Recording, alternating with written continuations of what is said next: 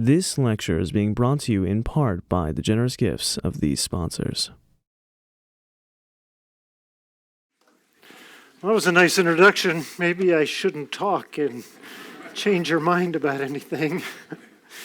And as Dr. Ford mentioned, I was a professor for a long time, and I distinctly remember starting one lecture and taking off my watch, so I could keep track of time, and I put it on the podium in front of me, and I overheard two students in the front row, and one said to the other, "What does it mean when Dr. Larson takes off his watch like that?" And the other student said, "Absolutely nothing."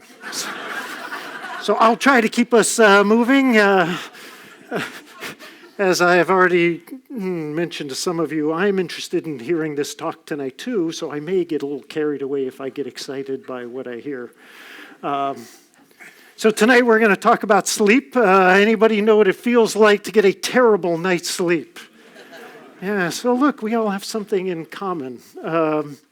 And tonight I'd like to talk about what sleep is so we really can have an understanding what that part of our lives is that we spend so much time doing. And why is it that we can't do without it? And it actually is, I don't know how to handle this thing. Something that is fairly recent research that lets us know why we do this thing. And then finally, some ways that IHMC is working in order to help people get deeper, better sleep using technology. And I'm really heartened to see so many of you from the community come out. One thing that attracted me to IHMC, in addition to having world-class researchers here, both Dr. Ken Ford, Dr. Morley Stone, go out of their way to make sure that there is this kind of intellectual nourishment that happens not just for the staff here with regular talks that are interesting, but also these community events. So thanks for coming, and I think it's really nice. Much bigger communities don't have things like this, so I think it's a jewel in the community. And as you mentioned, as you heard, I am a recovering academic. If you want to talk about the state of higher education later, I'm willing to. But tonight we want to talk about sleep. And when we think about the stool of the well-lived life, of course, what immediately springs to mind are nutrition and exercise are two of the three legs, but the one that is so often missing for many of us is sleep. And why is that? And I think one reason it's missing is the other two, interestingly, give us like instant visceral feedback when we do them, right? If you're eating wonderful food, who doesn't like that? And you get that instant feedback.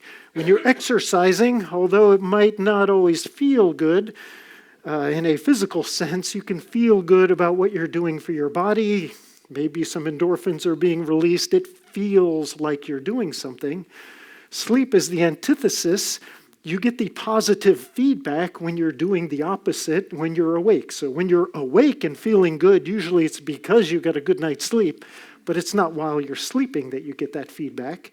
So I think there's a rational reason why we let sleep go as the first thing if we're feeling stress, make a deadline or something. And in fact, next up, you'll find a fellow who kind of typifies this. It's a video that I made with some of my employees that I think capture this. And first, it leads into an awareness. I realized that, like many of you, you realize sleep is nothing more than a symptom of caffeine deficiency. But contrary to that, we all know that sleep debt is real and something that you will have to pay back. And we'll be talking about what that means. So here is our fellow that... Dude, just pass me the ball. You okay, bro? You looking a little beat. Beat? I've never felt better. You want to go get some sleep? If you want to waste your time sleeping, that's fine. That's just more practice and more babes for me. Pass the rock.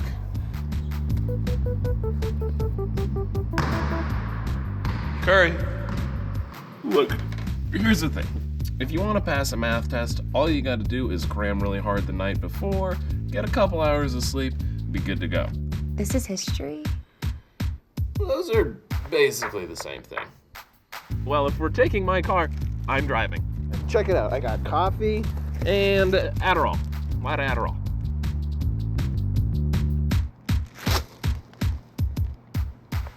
Sarah, open the door. Come on.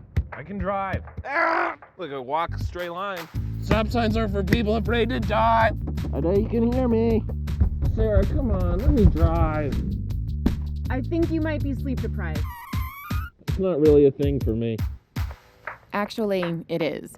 We share a common need for sleep.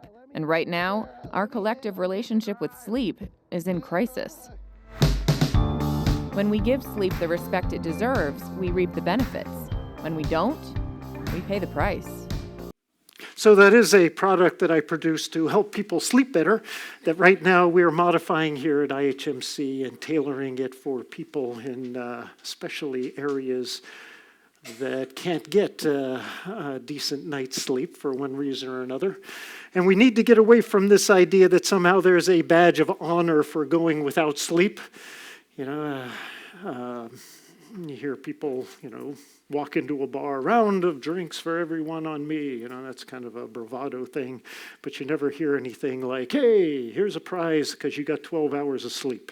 It's just not something we prize, even though, that wasn't supposed to happen. 12 is this number we've got here because both, what happened to it? All right, we're going to just skip that. Yeah. Yeah, did we watch a video? That's, Dude, that's just right. pass me the ball. So 12 is actually the number of hours of sleep that both LeBron James and Roger Federer boast that they got during their playing seasons in order to perform at their highest level. And we can point to lots of catastrophes that actually can be linked to a component of sleep deprivation. American Airlines Flight 1420 ran off the runway, and fatigue of the crew was linked as a major reason. The Challenger event, the Chernobyl disaster, 3 Mile Island, and the Exxon Valdez all could be related to known lack of sleep among the people involved. And here is the audience participation of tonight's program. And when I was creating my product, I had to keep my manufacturing facility going when I wasn't producing the main product. So I made this little fun product, a novelty item. It's a headband that vibrates. It's relaxing. So if you can kind of guess what these numbers mean, then you can win one of these great prizes. 6,000. What could 6,000 possibly be relating to sleep problems in America? How about deaths attributed to? There you go. So, an amazing. All right, see how the game works? All right, so here's a tougher one. What about 71,000? Any guesses? And you'll have to raise your hand if you think you know. First hand up gets, yes. Hours of productivity loss. Oh, that's a good guess, but we'll actually mention that. Yes? Death. Not deaths. It's still related to cars, though. And 6,000 are the number of deaths. Traffic accidents. Yes. You sure? Both of you were right in line. Sure. Yes, injuries by sleepy drivers. So if you feel that you are sleepy, please, I beg you, don't continue driving. What about 1 in 3? This is tougher. People don't get a good night's sleep. Yeah, who said that? Right. So 1 out of 3 adults are sleepy during the day. A third of our population is walking around feeling tired. 20%? This one is scary. Yes? Yeah, well, 1 to 3 are not getting enough sleep and feeling sleepy. So that's close. Oh, maybe. But one thing that you learn in college is the right answer is whatever the teacher is thinking. So how about Let's see, recently there's been increased anxiety over this. Yes. Yeah, how about 20% of pilots admit to having made a serious mistake due to sleepiness? And as most of you can relate to, the number is surely higher than the ones willing to admit it. And finally, 1 in 20 Diseases. yes, maybe, but it's first-year medical residents that make a serious, just because you're wearing the scrubs. So that'll be a good reminder. Right. And in fact, this all is so bad, the CDC has labeled lack of sleep a public health epidemic. It increases the risk of every known chronic disease, and it is a downward spiral, whether it's diabetes, cancer, depression. The disease will make it harder to sleep. Lack of sleep then exacerbates the disease. Estimated $63 billion in lost worker productivity every year, and a RAND report pegs the total cost to our economy at some $411 billion. I'm sure Doge would be interested in this, right? So what is sleep? And I have this sleeping brain here because the brain figures prominently in sleep, even though we might think of it as a whole body thing. And there are basically, even now, only 2 things that we really know about sleep. And the first one is, do it or die. Now, we don't know of anybody that has died from lack of sleep. They won't let us do those kinds of tests on people. But we know from rodent tests, for example, that if you put rodents in a pond and you give them a little raft that they have to keep moving to stay afloat, eventually they'll get so tired and slip into the water. Not a nice test, but one that lets us know something very interesting, that the rodents that die that way from literally lack of sleep show no problems with their anatomy or physiology at death. They just died from not sleeping enough, which is a frightening thing. And what we do have are a lot of anecdotal things with DJs doing, I'll stay up forever, or, earn some money for a good cause. And people get crazy without getting sleep, and they show all the symptoms of degradation, and your body will get the sleep it needs at that point. So that's the first thing, so you need to get it. The other thing that we know is that when we're doing it, our brain wave rate slows down. And that's an interesting thing. And in fact, we have found that when people are awake and you put electrodes in order to detect the activity of the electrochemical signals washing across a cortex, that you get a trace with time, the voltage, like that top awake line. Very high frequency, low amplitude. As people begin to fall asleep, though, we have different stages of how deep. The NREM1, that stands for non-REM sleep, the first stage, you get a trace that looks like that. The amplitude, the height of the wiggles get higher, and they begin to space apart more. In slightly deeper sleep, stage NREM2, it looks like this, and then finally, the deepest state of sleep, NREM3, some of you know it as delta sleep, you get a trace that looks like this. The amplitude is considerably higher, but the frequency isn't as high, kind of stretched out.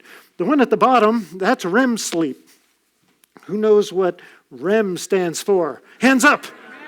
I can't do that. I'll make too many enemies. What? It was me. I said it first. Rapid eye movement. You were all correct. And literally, when you're sleeping in that stage, your eyes are darting back and forth. And you'll notice the brainwave trace looks very similar to being awake. And this is the time of sleep when you're dreaming. And we know that dreams happen at this state because if you wake people up when you notice this kind of brainwave activity, they will recount their dreams very vividly that they won't remember later because we're hardwired not to remember dreams. And what's even more interesting, people have determined that we dream in real time. So it's not like your dreaming just puts a whole lot of ideas on you. Yeah, because what they'll do is wait for someone's eyes to start moving, and then they'll time it, and maybe 2 minutes in, spritz them with a little water, and then, put their hand in a cold bucket. Yeah, hopefully they don't. And then wake them up.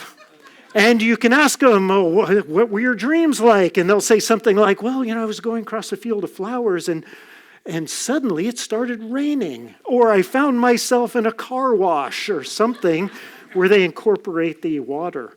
Sounds will also be incorporated into dreams, which is interesting because it shows that our brain is still processing things like sound, even though we're not consciously aware. And that'll figure into something that, I better hurry, if we'll get to later.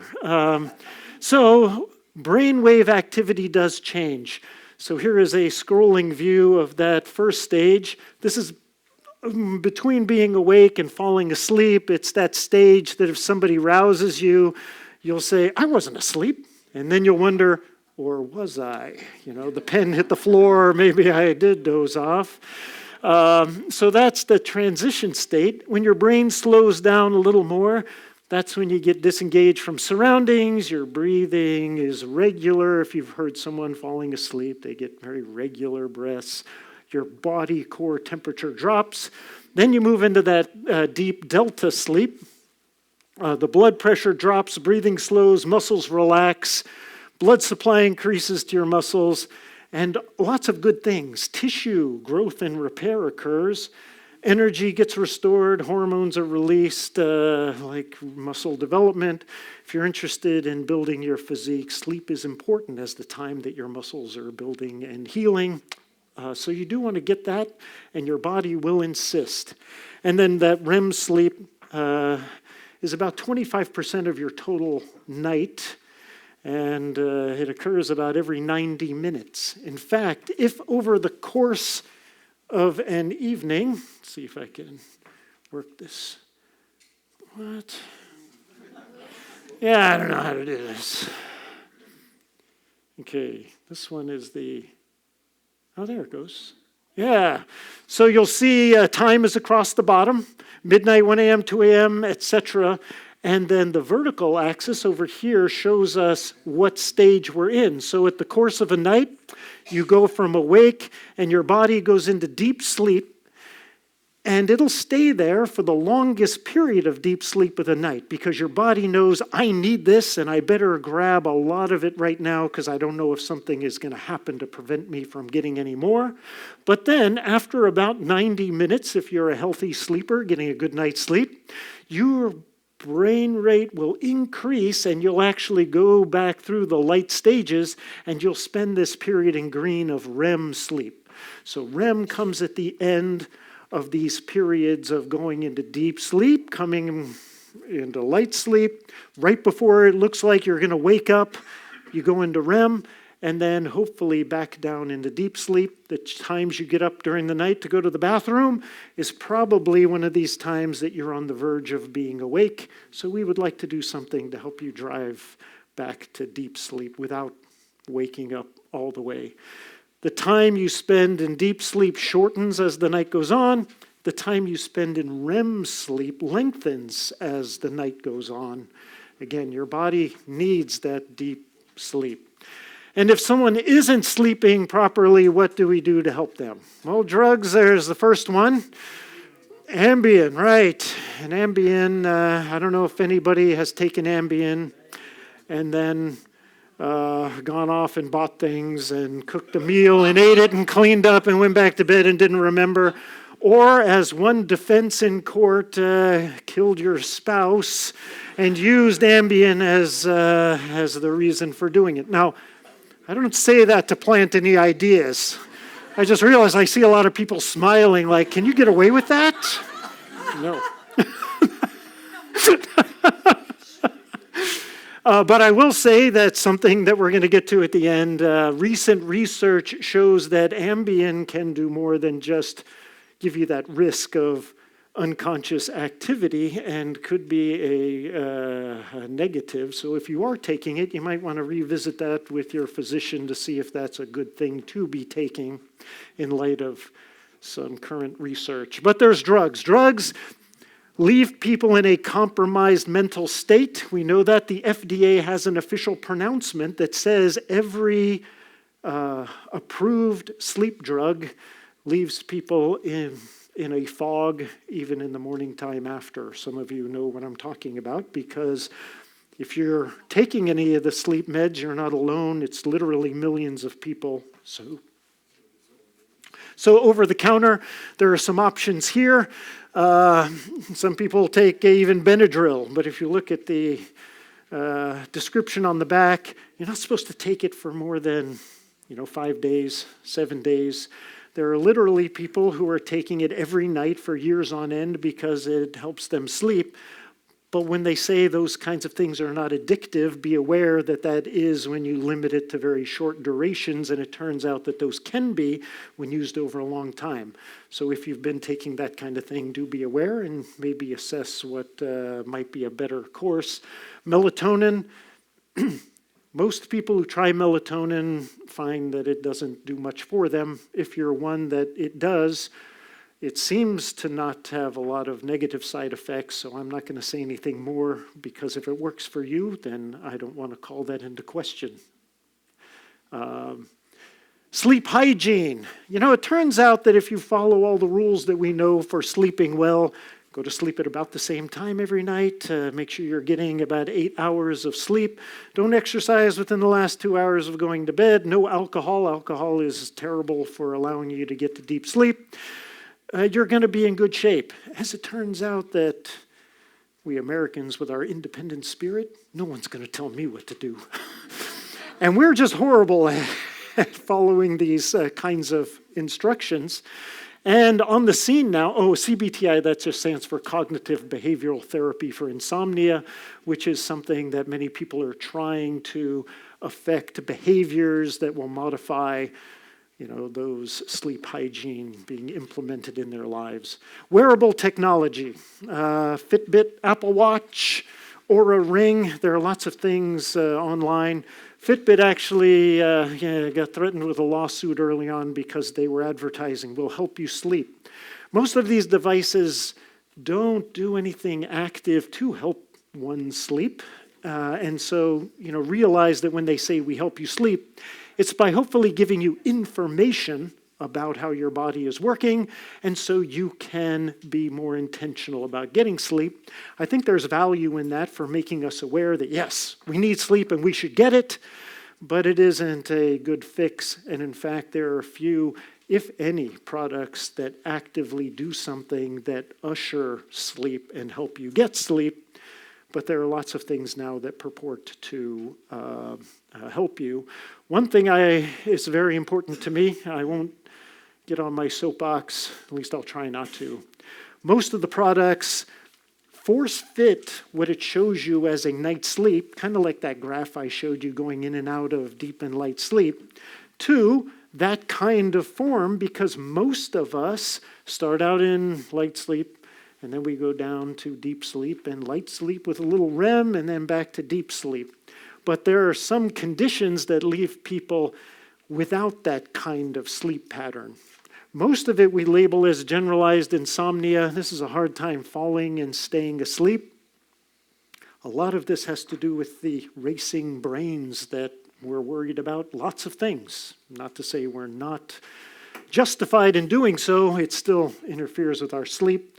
Some will tell you that, don't use your phone at night because the blue light will actually affect your photoreceptors and interfere with sleep. But I assure you, it's more about what you're reading on your phone than the blue light coming from it. Because can you believe that Judy went on another cruise? Why don't you ever take me on a cruise? That kind of thing is not helpful for us to do right before bedtime and get all worked up. And so that racing brain literally keeps us from sleeping. Why? Because sleep is medically defined as when our brains slow down. So when you talk about my brain was racing, well, that is antithetical to sleep. So think about happy things. Sleep apnea, and I'm sure some of you in this room are having to deal with that. It's two types. There's obstructive sleep apnea, where there is literally an obstruction of the airway that prevents people from being able to breathe normally at night. There's central sleep apnea, much less understood about why, but there is just a neurological issue that interferes with sleep during the night. But some of you know what it means to have many micro-wakings, to the point that you don't actually become conscious, but yet your body is not able to get any deep sleep because it keeps hovering in that light sleep zone. And so even though you're in bed for 8 hours, you wake up feeling like a truck hit you. So please do get that addressed, because going through life like that is not going to be living your best life, as they say. And I'm sorry. And right now, a CPAP mask, continuous positive airway pressure, that literally helps push air in to help people breathe normally, is a boon, but compliance is very low. In fact, for people that are prescribed CPAP masks, they're so onerous to wear, most people quit in the first 6 weeks and say, I can't do this. So we do need a better solution. Hopefully IHMC can address that issue too. Restless leg syndrome, if anybody has that one, it's your legs are, I don't know what's happening here. Yeah. Your legs are twitching during the night, interfering with sleep. We're not sure what causes that either. There are no good remedies to it, so be kind to people during the day. Just, they cut you off on the freeway, just pause and think, oh, that poor person probably has restless leg syndrome. And you can be kind. The last one is one that unfortunately is very close to me, and that's narcolepsy. I knew nothing about narcolepsy before my daughter was diagnosed with it, but it turned her life upside down. As it turns out, there are some specialized neurons in the brain that produce a particular protein called hypocretin, also called orexin, and its purpose is to regulate your sleep cycles, not the circadian sleep cycle of be awake in the day, asleep at night, but the cycles that I showed you over a particular night. So people with narcolepsy, their bodies don't have the ability to have those regular cycles of light sleep into deep sleep. 90 minutes later, you're having your first REM period. 90 to 110 minutes for most people is the first REM period. And many people with narcolepsy actually go into REM sleep right away, which is a problem. And it was pointed out to me that then all the people who don't have a normal sleep pattern are actually being lied to by a lot of the technology out there that is, again, assuming a basic sleep cycle function like I showed you, but it doesn't apply for them, and it doesn't apply for my daughter. And the product that I did sell for a while, about 20,000 units to help people sleep better, was motivated by her and her story. So actually during COVID, WebMD contacted me because someone there was using my product and thought, wow, this works. We should let people know. And they sent a film crew to my house and videotaped in my garage. And the only thing about this video is I'm a little embarrassed. They made me do the whole Superman stance as my garage door lifts up. So I'm just going to say I'm embarrassed about that rather than you look at it and you think, oh, that's pretty bold. I think creativity is at the very heart of what it means to be human, and we are most in touch with our humanity when we are creating. My middle child, Jessica, she was a very high achiever, first chair flautist in the local youth symphony, played the piano beautifully, all A's in school. All of that suddenly changed when it became clear that her sleep during the day was getting uncontrollable for her. I'm Dr. Michael Larson, and I'm a professor by day and an inventor by day and night. And my daughter has narcolepsy.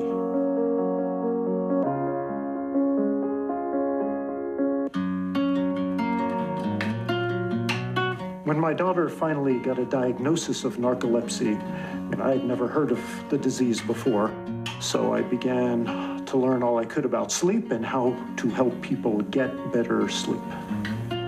Jessica does deal with excessive daytime sleepiness from the body's lack of regulating sleep cycles properly.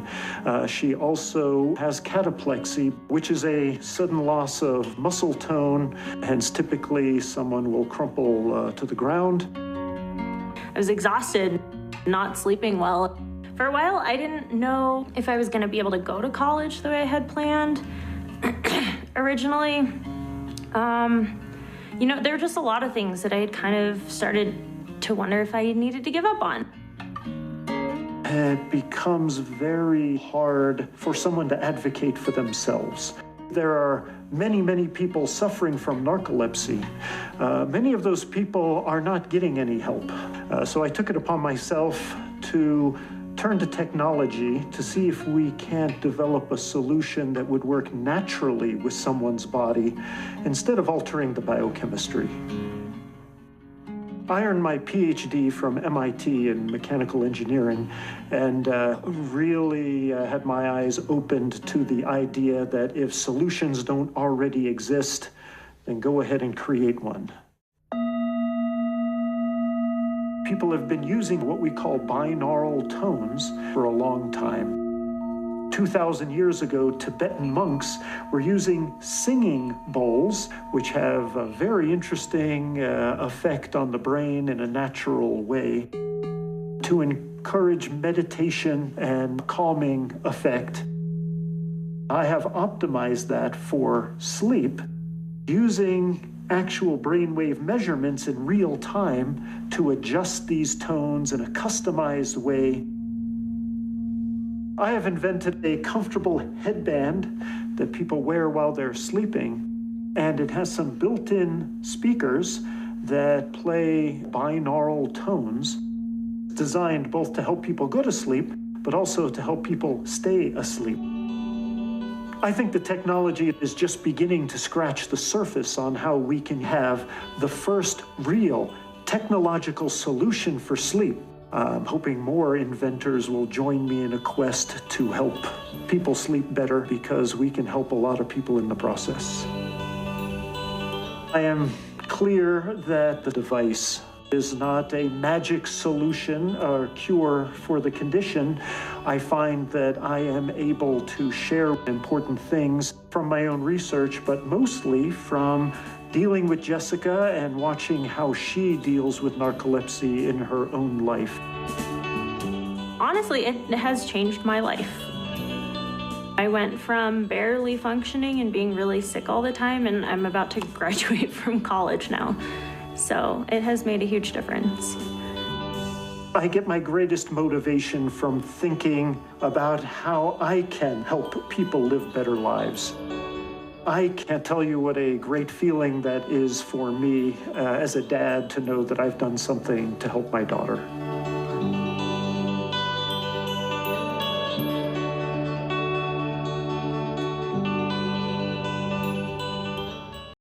And Jessica did graduate, which is nice.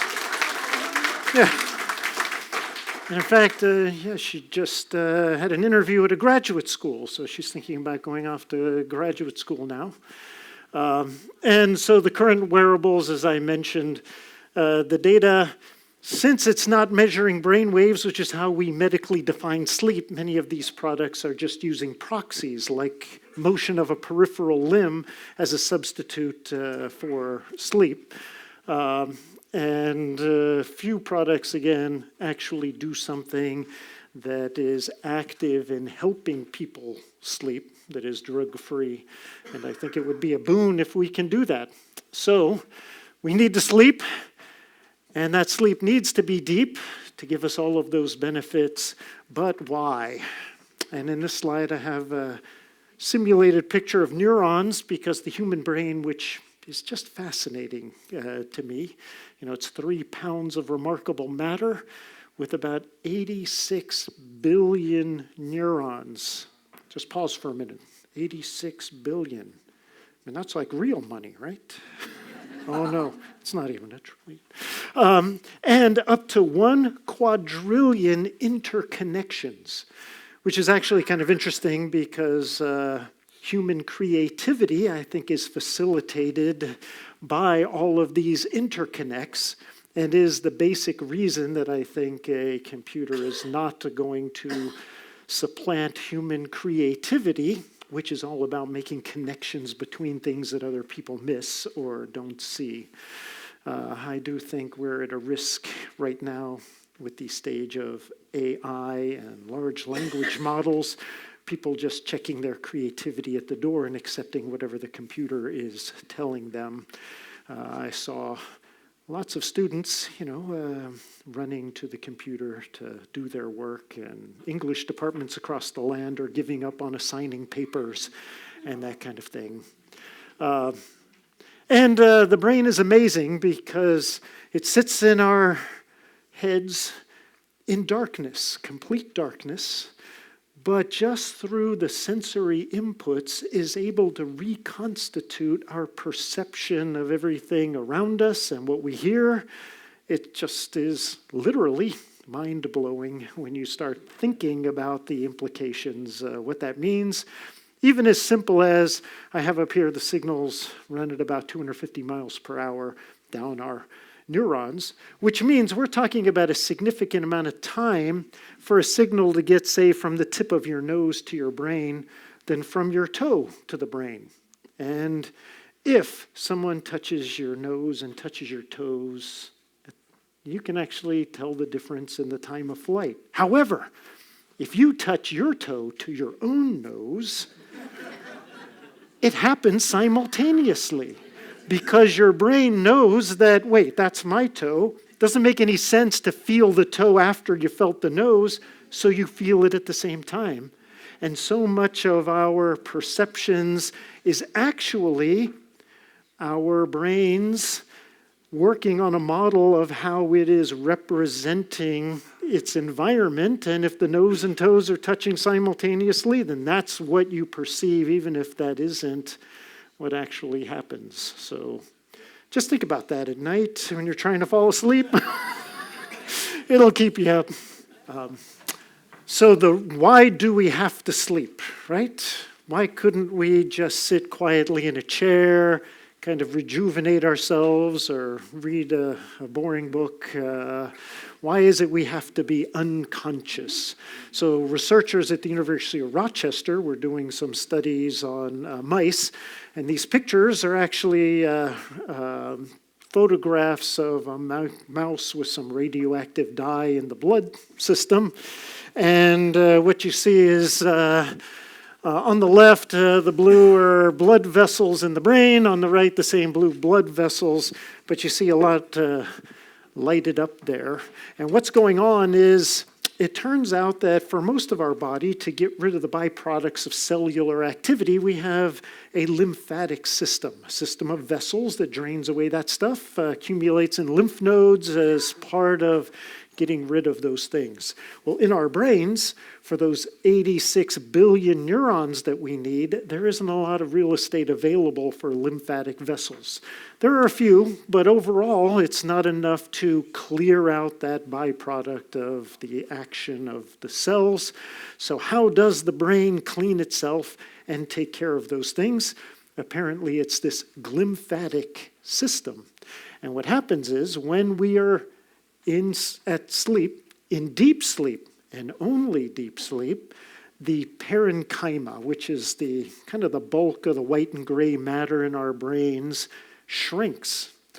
And one thing our brain has a lot of are blood vessels, very small blood vessels, because the brain uses the biggest user of energy, so it needs lots of blood and lots of oxygen, so there are lots of blood vessels. And when this shrinking happens, what it does is it opens up passageways around the blood vessel, calling perivascular spaces, and literally it allows a perfusion of the cerebral spinal fluid that surrounds our brain to flow through and clear out some of this junk. And the junk includes beta amyloid plaques that are known to be associated with Alzheimer's, another protein tau that is also implicated in dementias. And it's sure enough the case now, longitudinal studies have shown that the biggest connection between dementia late in life and is a lack of deep sleep. And we used to think that these plaques built up, after age 65 or something, when in fact we now know that they're building up over decades. And they get somewhat activated. This tau has the insidious property of grabbing onto neurons and actually suffocating them, if you will. So, I think back of all the nights I stayed up too late feeling like I had important things to do. I was not doing myself any favors. But the biggest correlation is lack of deep sleep next to a genetic predisposition that carries another heavy weight in whether dementia is an issue. So getting good sleep is good for staving off dementia that we think. Now, this mechanism is very interesting in a lot of ways. Here is a short video that I found on the internet. The attribution didn't show up. But this is a picture of sample blood vessels in the brain. And what you have is, in an awake state, you've got the buildup of these proteins in the cells of the brain, blood flowing. When we fall asleep, those avenues for the cerebral spinal fluid allow it to flow down the blood vessels, and it'll actually come in the arteries, migrate through the cells, and leave through the vessels around the veins to be taken away. Pretty nice. And looking back at our traces, what we find is, again, it's during this deep sleep, during the delta wave time, that system is active. So now we know why we sleep, probably. So since the name of the game is to slow our brains down, if we think about technology, how can we do that? So here's a little flow chart. Our goal, slow down that brainwave activity. The path to the right is drugs. And my daughter was put on something called sodium oxybate. It's a date rape drug. It's the only thing known to put the brain in a true sleepy state. Most sleeping pills like Ambien, Lunesta, and others actually put people in an anesthetized state, but it actually doesn't increase the amount of deep sleep people are getting.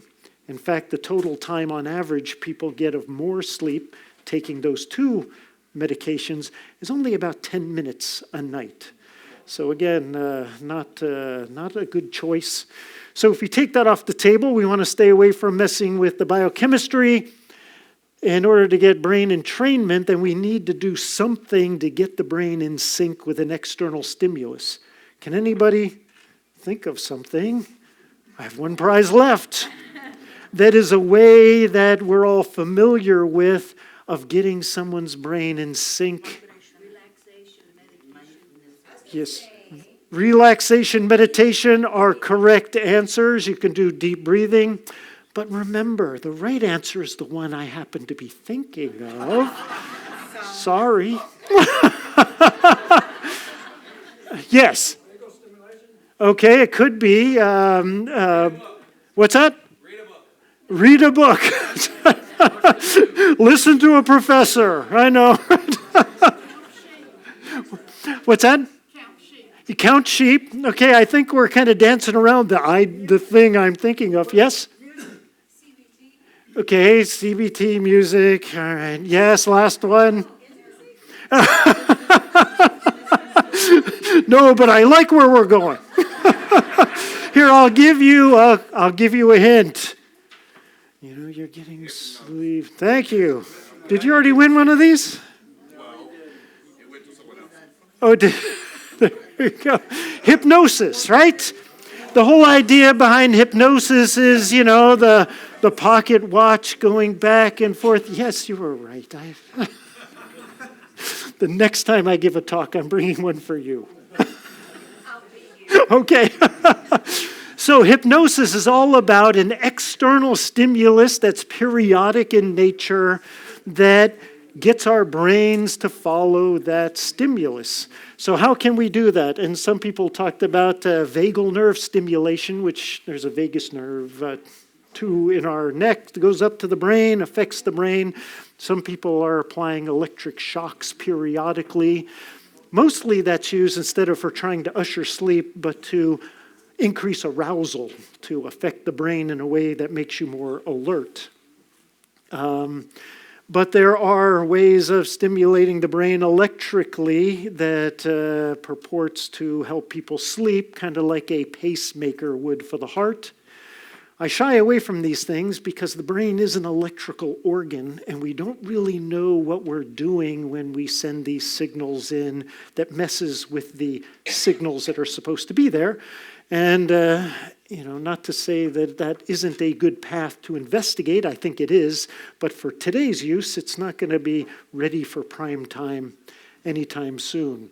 So if we think about sensory stimulation, first I started with visual inputs, thinking about the natural senses as a way of affecting the brain, rather than, say, electrical stimulation. And I thought, the processing in the occipital lobe of the brain is very large, powerful. It has a lot of effect, so maybe we can do that.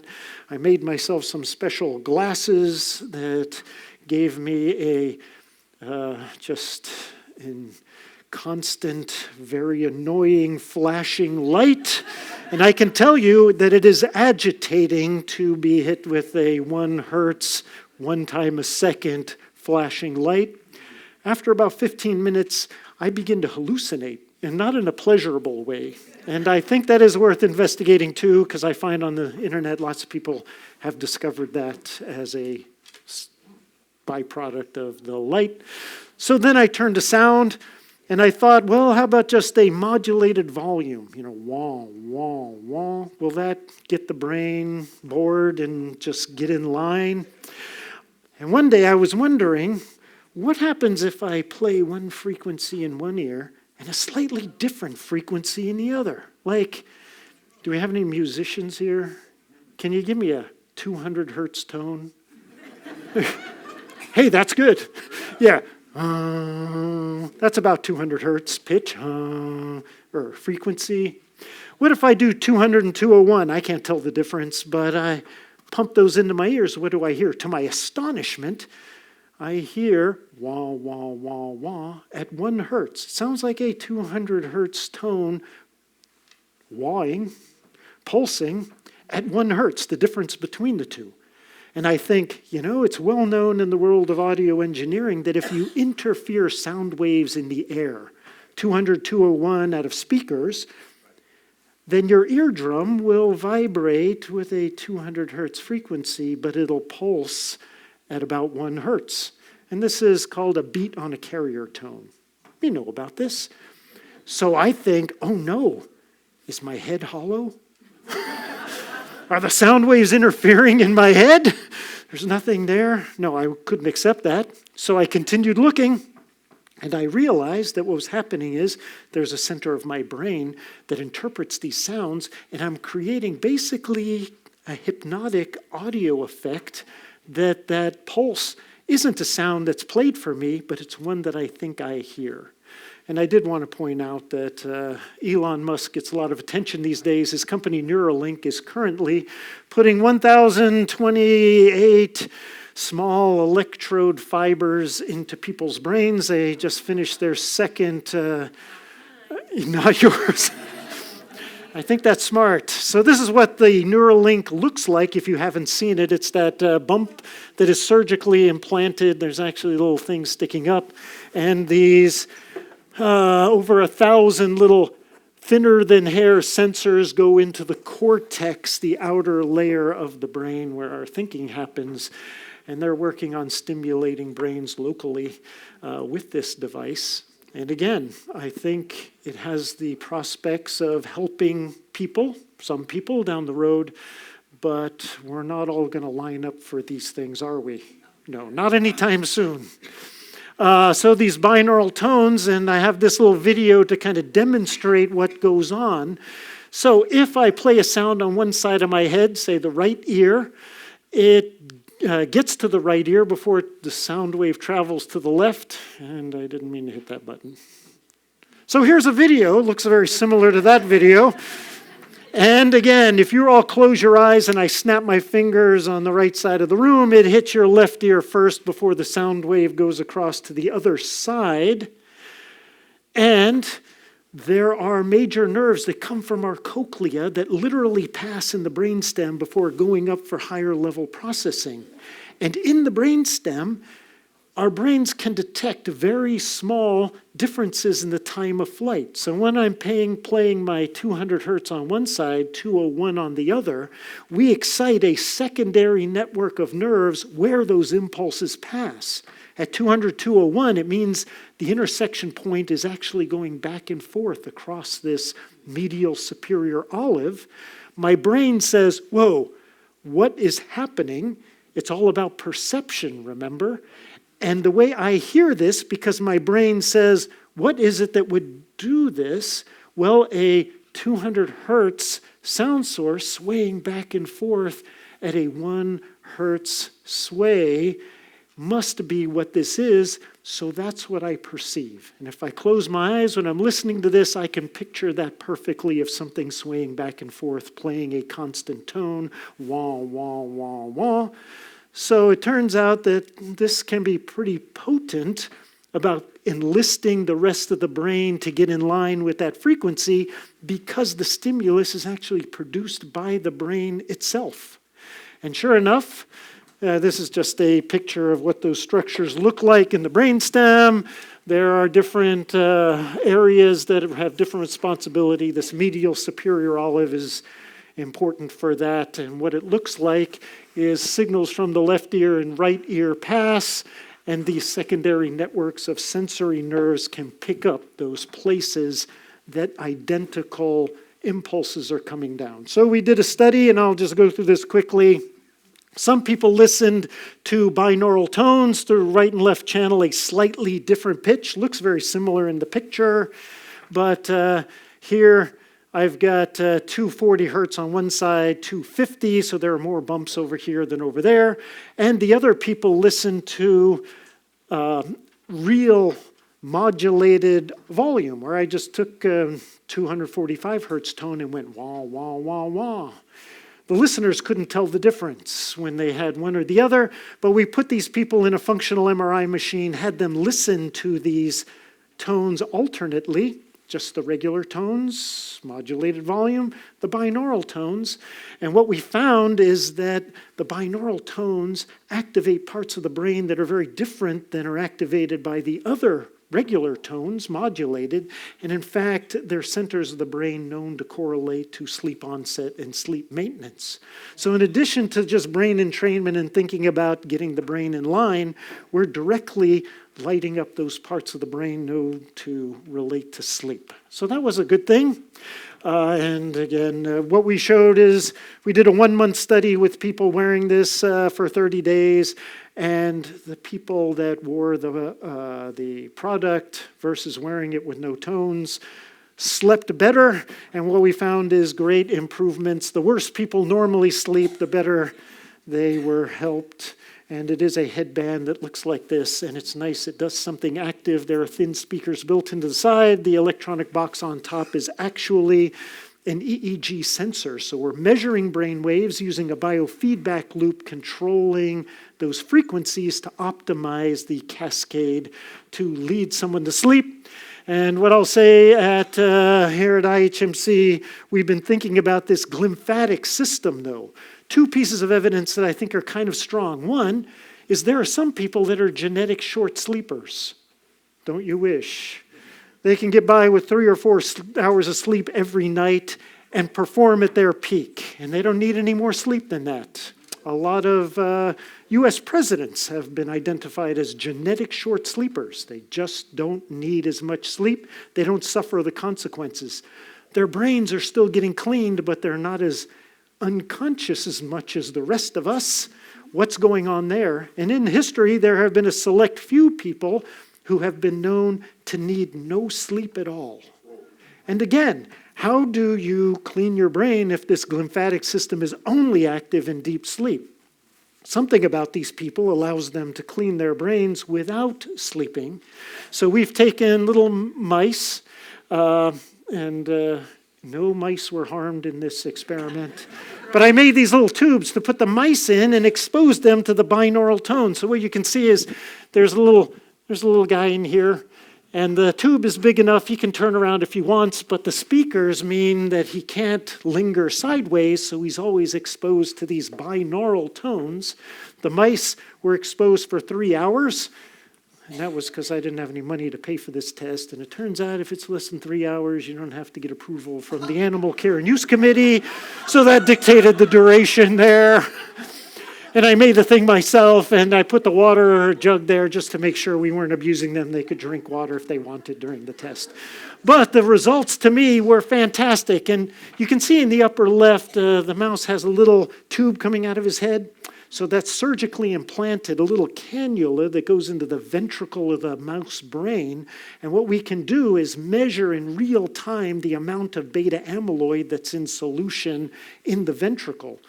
And as the chart shows here, we exposed these 2 mice during this time period. We let them acclimate for a little while and then turned on the tones. And we found a decrease with these 2 animals of about 20% of the beta amyloid load. So 2 mice don't make a conclusion, but it certainly suggests that maybe we can do something about activating these auditory centers of the brain that will help initiate and instigate this glymphatic cleaning system. Now, hold on, I just want to say one last thing. The study I mentioned that we need to pay attention to with Ambien, just this month in Nature Cell magazine, some people think they have determined how this glymphatic system actually works, because it's a big mystery how these these fluid spaces open up, why the brain shrinks. But it seems that those peривascular spaces around blood vessels are actually undulating at the same frequency as deep sleep, which is what gets the pumping action going. So it would seem that the electrical signals in the brain are doing something important about getting those spaces vibrating in order to suck the fluid in and get it moving. But what they find is that those cells involved in the moving are affected by norepinephrine, which is mild version of adrenaline, that are being released during deep sleep at a rhythmic time, because there's a center of the brain in charge of releasing this norepinephrine that's acting on the brain to do this glymphatic system.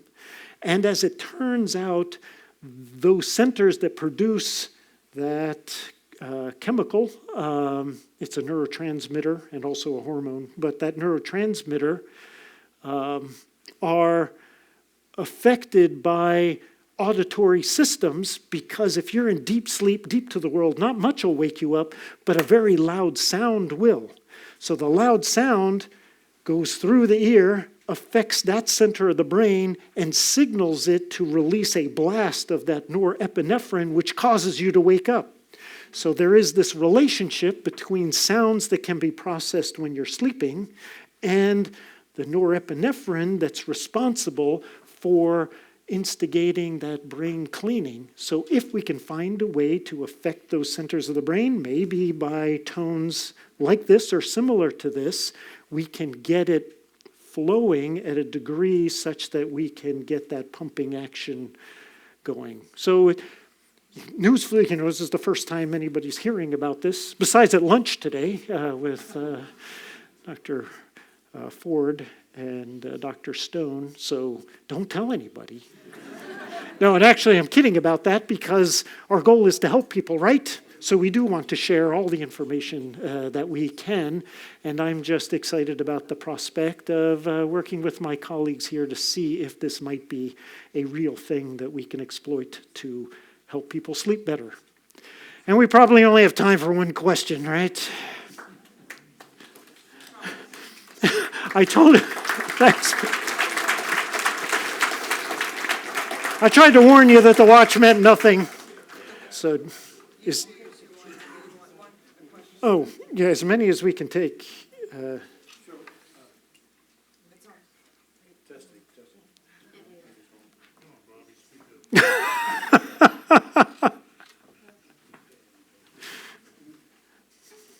Test. Thank you.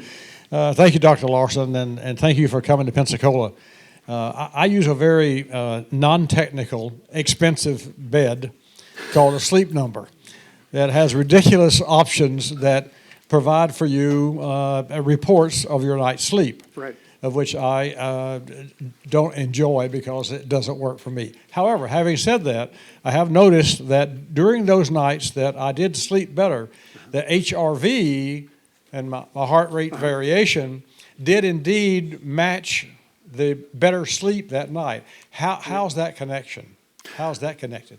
Oh, that's a great question. And first of all, yeah, the bed has motion sensors, and so it, much like wearing an Apple Watch or Fitbit, it detects motion because, like with my daughter in the cataplexy, where she has these periods of loss of muscle tone, every time we go into REM sleep, most of us, if our sleep system is working right, we experience a paralysis of our voluntary muscles. Presumably, that prevents us from acting out our dreams. There are some people that goes haywire and they actually get out of bed and act out their dreams. That's very dangerous. But so during periods of REM, you don't sleep. These turn out to be the markers of how they try to curve fit a sleeping pattern, because if there are periods where there's no motion, that's probably REM sleep. When you're in light sleep, you move around a lot, medium sleep some, deep sleep, not much, but a little, but in REM sleep, none, so we can peg that. So that's part of that. As for the other physiological things like your heart rate variability, breathing, oxygen, as went by on the scrolling picture. And there will be a quiz after. I hope you remembered everything on the slides.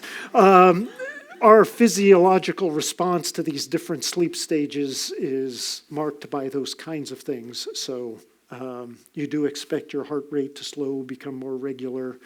And one thing that's nice about these, I wear an Apple Watch. You know, some nights my heart rate goes below 40, and it'll let me know the next morning. And I just think, oh, thanks. What am I supposed to do about that? And that is the downside to these things, is sometimes we are inundated with information, but we don't really know what to do with it other than worry. And in fact, my own physician once told me, I told my patients, quit wearing that stuff, because they call me up and they ask me, what am I supposed to do? And I tell them what you're supposed to do is just throw it away and quit worrying about it. So I don't know. Is that it, or do we have? Okay.